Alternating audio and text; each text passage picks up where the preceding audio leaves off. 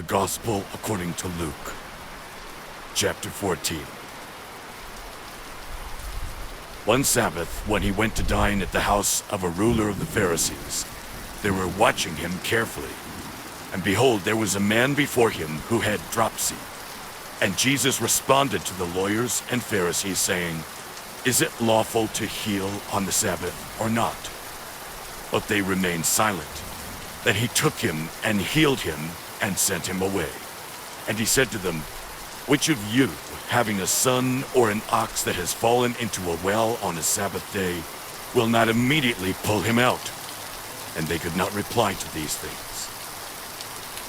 Now he told a parable to those who were invited, when he noticed how they chose the places of honor, saying to them, "When you are invited by someone to a wedding feast, do not sit down in a place of honor, lest someone more distinguished than you be invited by him, and he who invited you both will come and say to you, 'Give your place to this person,' and then you will begin with shame to take the lowest place.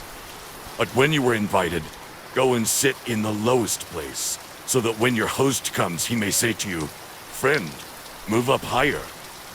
Then you will be honored in the presence of all who sit at table with you.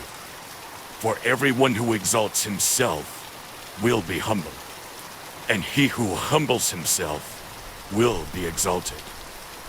He said also to the man who had invited him, "When you give a dinner or a banquet, do not invite your friends or your brothers or your relatives or rich neighbors, lest they also invite you in return, and you be repaid.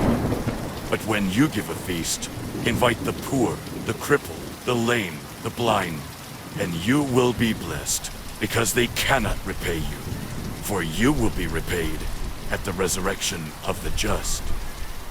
When one of those who reclined at table with him heard these things, he said to him, "Blessed is everyone who will eat bread in the kingdom of God."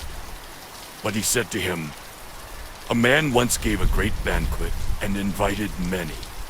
And at the time for the banquet, he sent his servant to say to those who had been invited, 'Come, for everything is now ready.' But they all alike began to make excuses. The first said to him, 'I have bought a field and I must go out and see it. Please have me excused.' And another said, 'I have bought 5 yoke of oxen and I go to examine them. Please have me excused.' And another said, 'I have married a wife and therefore I cannot come.' So the servant came and reported these things to his master. Then the master of the house became angry and said to his servant, 'Go out quickly to the streets and lanes of the city and bring in the poor and crippled and blind and lame.' And the servant said, 'Sir, what you commanded has been done, and still there is room.'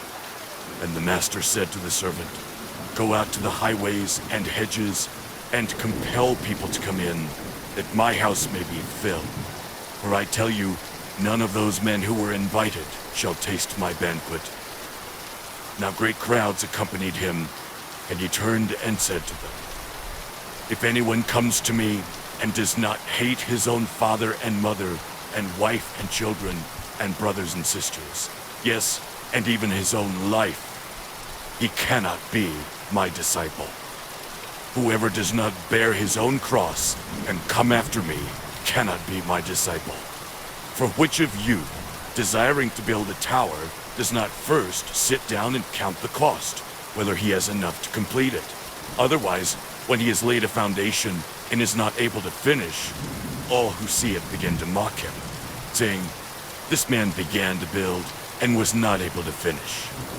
Or what king, going out to encounter another king in war, will not sit down first and deliberate whether he is able with 10,000 to meet him who comes against him with 20,000?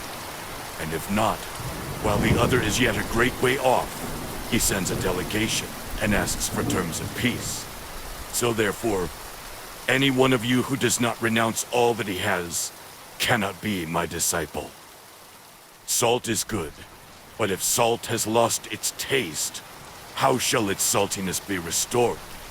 It is of no use either for the soil or for the manure pile. It is thrown away. He who has ears to hear, let him hear.